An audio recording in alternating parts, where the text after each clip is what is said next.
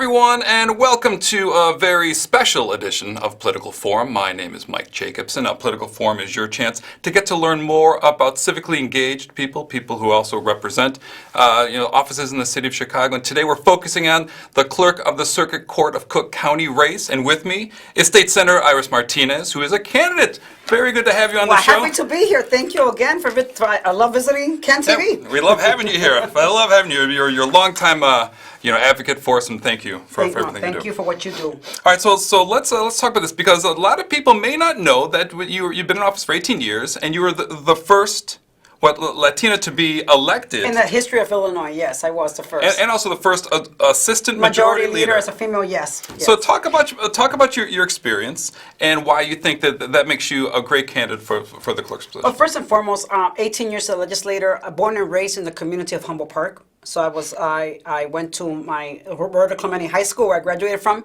and then took a hiatus. I got married, had a child, and unfortunately, that didn't work out. I raised my daughter pretty much on my own from the age of 2 to present.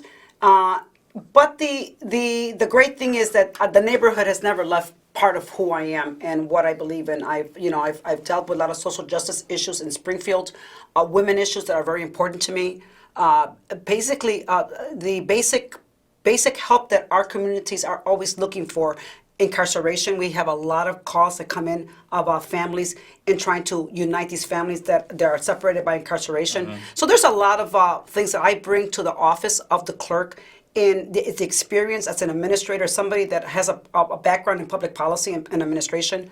I really believe that I have the energy and the thoughts about revamping, restructuring an office that right now has been plagued with so much corruption and mismanagement. And the idea of being able to fix that based on my experience of people coming to my office, talking about the clerk's race, women that have filed paperwork 2 and 3 times, looking for basic child support, women looking for order of protection, talking to the sheriff's office, talking to the city attorney's office about the disconnect. I really believe that I have that experience and that energy to finally address an issue, address a department right now that is really just plagued with corruption and plagued with patronage jobs. So I really want to be able to clean that up, but really start addressing the issue that the taxpayers have wanted from that office. All right, so folks, if you want to learn more about State Senator Martinez's campaign, you can visit her website, which is irisforclerk.com. That's IRIS. You're spelling that out, FOR, and then clerk.com. Okay, so I heard you say this, right? You said that that you bring a background of public administration, public policy.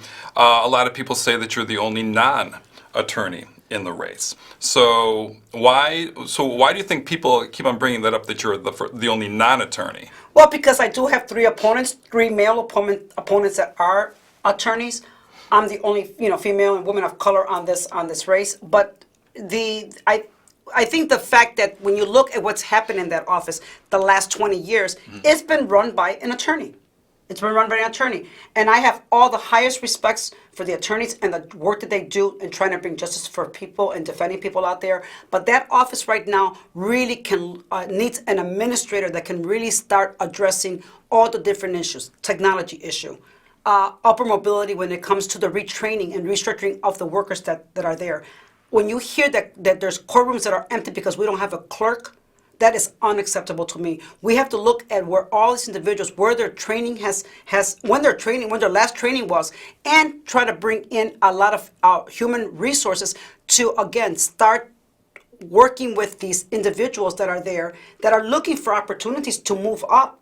But right now, I think the upper management of that office right now has not permitted that. I am about taking the middle management, the union workers that are there, the Sheckman folks that are there right now that are the frontline workers.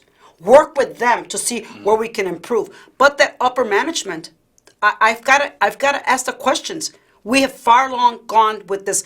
Oh, that office is a mess. That office is corrupt. That office is mismanaged. That office has patronage. Well, then let's start issue. Day 1, when I get elected, day 1. Call for an audit. We have to find out exactly where we're at in all the different entities that are from the clerk's office.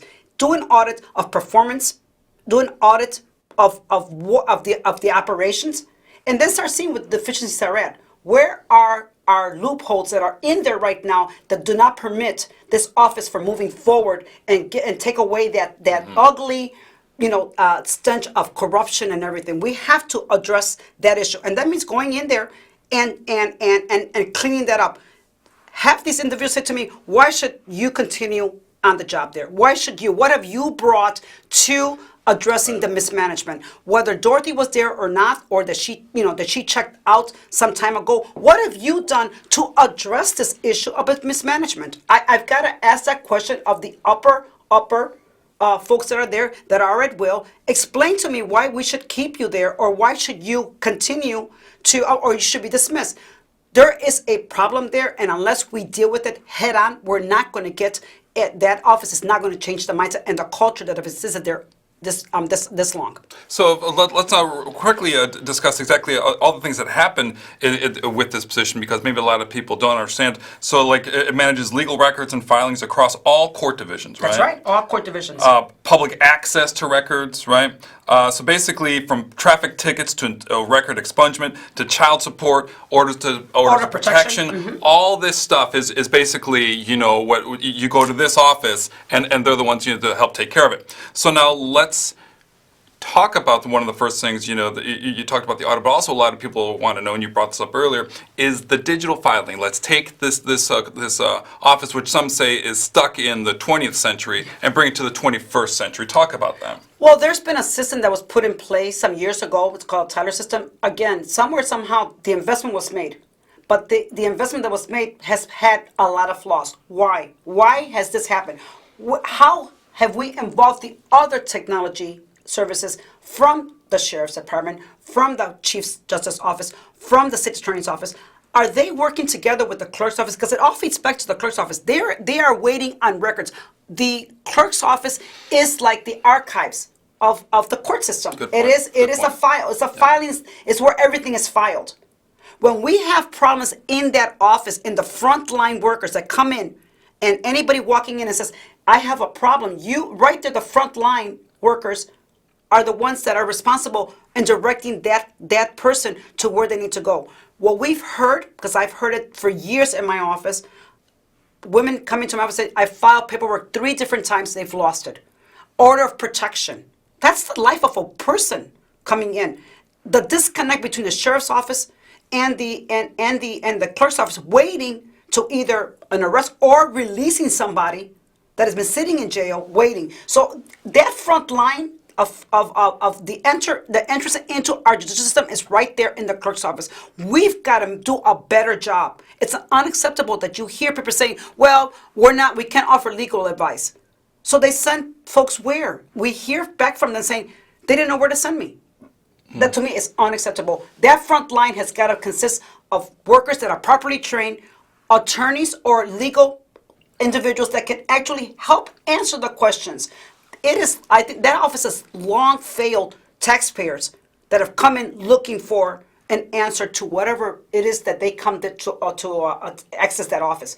And to me, we've got to stop right there in that front line and start really addressing and training those folks, training the individuals that are dealing with the public, so the public can walk away saying, thank you, I've got my help. Instead of saying, I've been there 3 different times. I've heard it for too long, and that's why I feel that I have a plan to, the day one is to, again, that audit, finding out where people are at, where was their last training, bring in HR services to make sure that we can address, but more important is the digital. The digital has been like the biggest nightmare. Why? Why has that been the case? Why have we not fixed it? How much money has been invested in the whole technology system, the modernization of technology? Everybody knows it's antiquated. We have a warehouse right now. There were over $24 million were spent on a warehouse just to do what?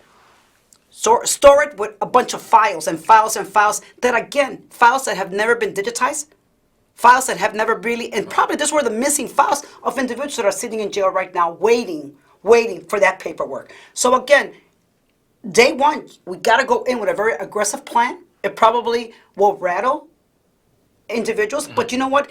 If that office is about addressing this plagued office that has had such a bad reputation, has had such a bad rap, then let's help me reorganize, restructure an office that people can walk away and say, finally we have a state-of-the-art clerk's office. I will travel to other counties that have a big court system and see how they're doing it and bring those best practices back to our county. We've got to find ways of really address the issue as opposed to keep saying there is a problem and it's slowly. I don't want to be slow. I want to come in and start from day one so we can, in the first 100 days, we have a plan. We have a plan. This is where we're going to be taking technology, the human services, the human component as far as human relations there to get people to really look at how they are, what was their last training, and how we can continue to cross-train individuals there. The office has lost over 900 workers in the last years, either for budget constraints or whatever, but as you lose human, bodies, who's going to be there to input all the information that we really need to start addressing the digital problem that we have there, where information needs to be inputted, where we have to address that. So basically, we have to find probably more workers at one point or cross-train what we have currently right now so we can actually start addressing this issue of the mismanagement of that office. What about also talking about the digital files and bringing state-of-the-art technology to the office? What about the older population who are more tech-averse? They're really not too inclined to hop on a website or to download files. It's a little more difficult for them. How do you help transition that populace? Well, again, a good question, because again, that's where like I said, I want to sit down and get the input of individuals that have had difficulties accessing our office, of individuals, our seniors. How do we get our seniors engaged if they're not very familiar with technology? Make it accessible so they don't have to always go downtown. Let's use our public libraries. Let's use other parts in our community, areas in our community where people can be trained on getting that information. Find a way to getting them the apps. Right now, why do you have to take a day off work to go and pay a court cost at the courtrooms? Because that's the only way. There's technology out there that actually you can pay everything online. You don't even have to leave the comfort of your own home based on everything. You pay all your bills online. You pay everything online. Why isn't the court costs and some of the court fees that are, that you can pay online, why we have not developed that technology? So there's a lot of training that has to be done, but I want to be able to go out and make it user-friendly when it comes to our senior community, make it user-friendly for everyone out there that needs to access that office without having to make trips, leave work, leave whatever they're doing, to have to go to downtown or to the clerk's office to file, because they have to pay something. I think we're in a technology world today where we should be doing a whole lot better. And when you hear over and over that the technology system within the clerk's office is a mess, that is unacceptable to me, and we have to address the issue. So then, speaking of that, because when you're talking about all those issues, one thing we've talked about before is that it affects the legal process. So people stay in the system longer. They don't get to go home and things like that. Which is, talk about that, that component. Because I'll tell you something. Probably one of the biggest struggles is that moving forward is that people are now going to expect a higher bar. Whoever's brought to office. And so there's going to be higher expectations. So how are you going to meet those expectations when talking about things like the legal process, getting people through the system a little quicker? Well, I think bringing people together, forming a real good, solid group of individuals that have had these issues in the past, let it be from the legal family to regular folks like you and me that have actually gone to that office and have received nothing but a pushback. These are the kind of individuals that you need to sit at a table and start looking at where all these problems are at. We have to find a way of addressing it in a way that has to deal with more investment in the technology, more investment in these individuals that are properly trained. So these are individuals that I want to be able to sit with and say, this is my experience. How do we address it? That's the only way we're going to be able to find out what truly is going on. And I think the audit will show where the deficiencies are at, what we need to do to address, again, the technology issue, to deal with, the training issue that has not existed, to deal with the patronage issue that has been there long standing that nobody seems to address. Yeah, it's going to be a hard wait. I mean, it's going to be a hard. It's going to be hard for me to just go in there and say I have answers to everything. I will never ever claim that. Yes, we're going to raise the bar because we need to raise that bar. We need to assure people that now we have an opportunity to actually, because that office for the last 20 years has been run by one individual. We finally have an opportunity to really look at a brand new office with a new administrator and new ideas. We're finally going to have that opportunity. That's what we got to raise. We got to raise the bar. When was the last audit ever issued by the current clerk to address again these management issues that have been there forever? That's the only way we're going to be able to, from day one, raise that bar, because we need to raise it. We need to take an aggressive approach in dealing with this because it's just been long overdue, and it's enough. I think it's time to stop with the, this office is a mess, this office is corrupt, and start really addressing what we need to do to make it a better office and a state-of-the-art clerk's office. Exactly, because public trust. Public trust and that's confidence. Number one thing. Transparency Exactly right. and sunshine to an office that has not been transparent the last 20 years. Now we have an opportunity to bring the transparency out there and get input. Get the input, the good input of real folks that have had issues accessing that office. They're the only ones that can help us sit and really put a plan together on how to address it. That to me is the only way we're going to be able to get to the root of the problem. But I really believe that training is going to be the number one component that many of those workers that are there just need. They want to be able to probably move up in their positions, be able to really feel that their duties have been, their duties are actually, we count on their duties to make this office a better office, an office that we can be proud of, and that the morale in that office is on the rise, because right now it's pretty low. Everybody that's worked there has been stuck in, we don't know what to do.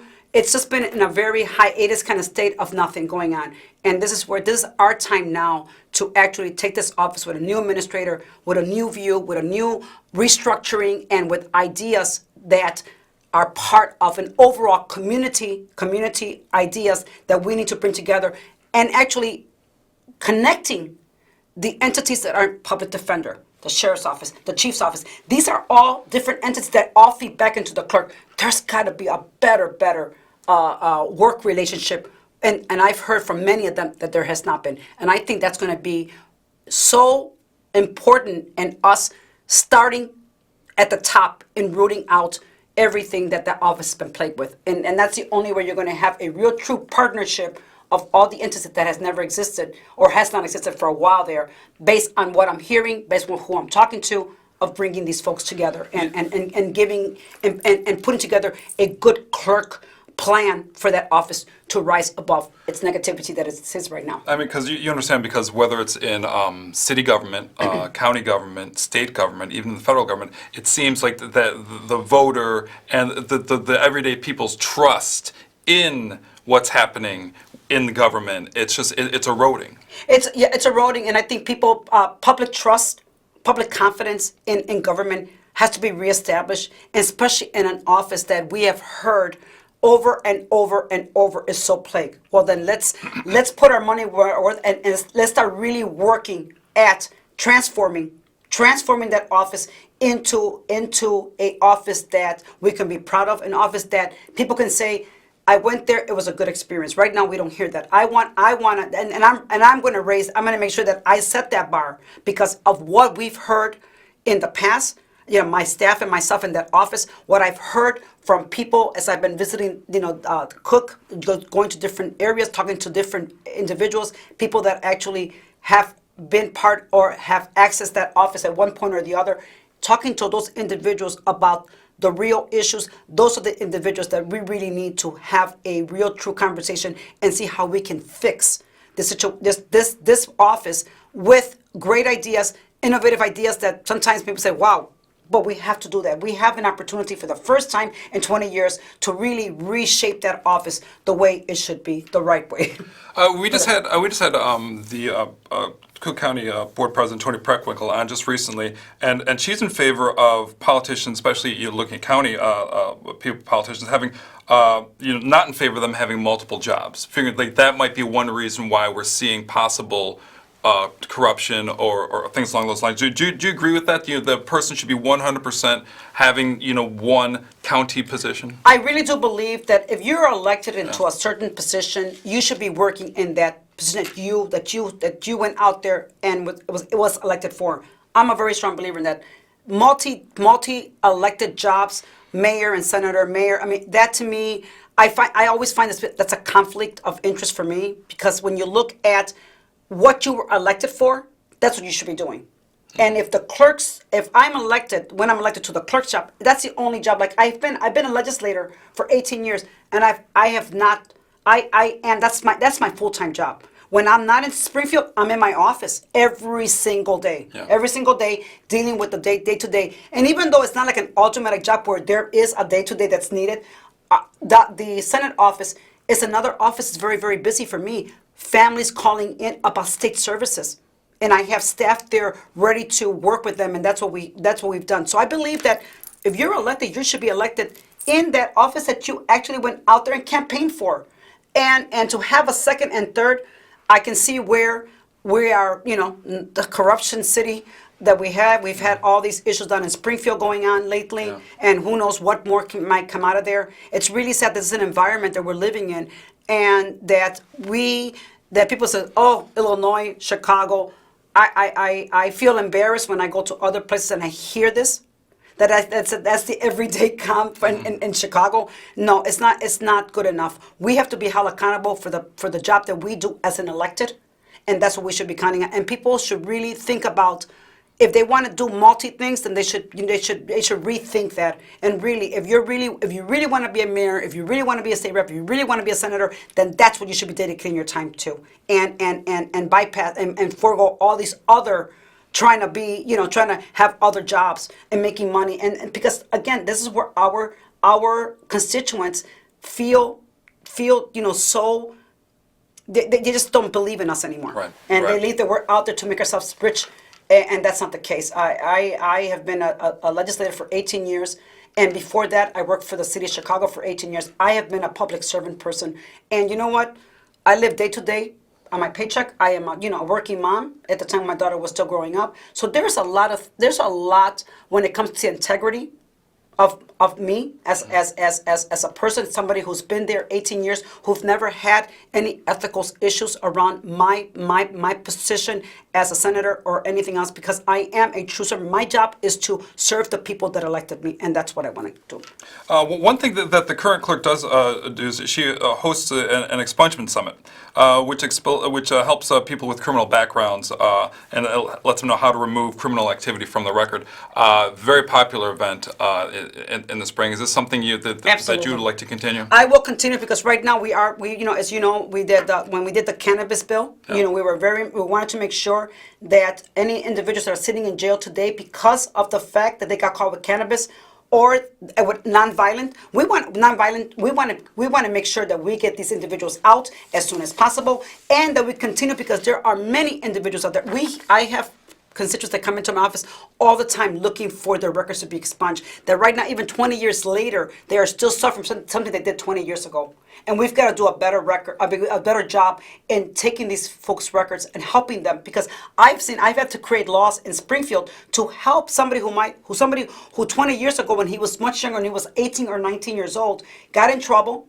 Here he is now 30 years later, that's coming back to haunt him. We had to make sure that I created some legislation to help individuals like him who were trying to get a license and came back to renew his license, was given a halt because of a forcible felony he committed back 25 years ago, 30 years ago, and it was still haunting him. We've got to do a better job, and I've been really hands-on when it comes to that. I hear it from my constituents all the time, and that's why expungements and trying to get people's life back, down the right path, so as they apply, for these jobs, that these things do not come back to haunt them, because these individuals have turned their life around and deserve to be able to work without having this little black mark they might have had in their life in the past. be an impediment for them in doing better and getting a job and everything else. So that, yes, I will continue the expungement because that is important, especially in the Black and brown communities where we are basically the highest population incarcerated. So definitely. So, because this goes back again to that customer experience that you're talking before, like, if a person comes to the office, or comes to an event and needs help, it's like, okay, so you're saying like, no problem. If we can't help you now, we're going to find a way we're going to point you in the direction to get that. That help. is the most important part of what the clerk's office is facing right now. Those individuals that come to the front desk and say, I need X amount of, this is what I need. I need some help on this, and this. And to be able to walk away saying, I got the services that I needed, or at least they direct me in the right place. We hear it so many times by folks that have come to my office after they've left the clerk's office saying, that place is a mess. I've been there a couple times. They keep losing my paperwork, or they said they don't even know where to send me. They just said, well, we can't offer legal advice. I hear that one. That's one that I hear all the time about individuals that are there saying, I'm sorry, we can't offer legal advice. We've got to make sure that we have every person at that front office that is able to answer these questions, legal or non-legal. Making sure when that person walks away that person has a 100% good experience, that they were actually directed to the right place, which right now has not existed. All right. So once again, I'm going to show your website. There it is right there, Iris, for clerk.com, if you want to learn more about Senator Martinez's candidacy for the clerk of the Circuit Court of Cook County. All right, so we have about a minute left in the show. Now, this is your chance. Speak to our viewers and let them know why they should vote for you come in the primary. Well, I'm State Senator Iris Martinez, and if you really want change, if you really want to see an open office where there's transparency and sunshine, I am the right person for this job. On March 17th, vote for me, Iris Martinez. Punch 146 is my number, which I heard right now, but I'm excited because you know what? I really believe that I have the energy and the experience to transform that office into something that we can be proud of, that we can actually walk away and say, that is an office, a state of the art, and we're proud that we have the Cook County Clerk's Office doing a great job here in Illinois. All right. Thank you very Senator, much. thank you so much for joining us today. Thank you very much for having me here. All right, so thank you all for watching. This has been Political Forum. You can tune in every Wednesday at Political Forum at 7 p.m., where you get to see great guests. And so until next time, everyone please have a good day.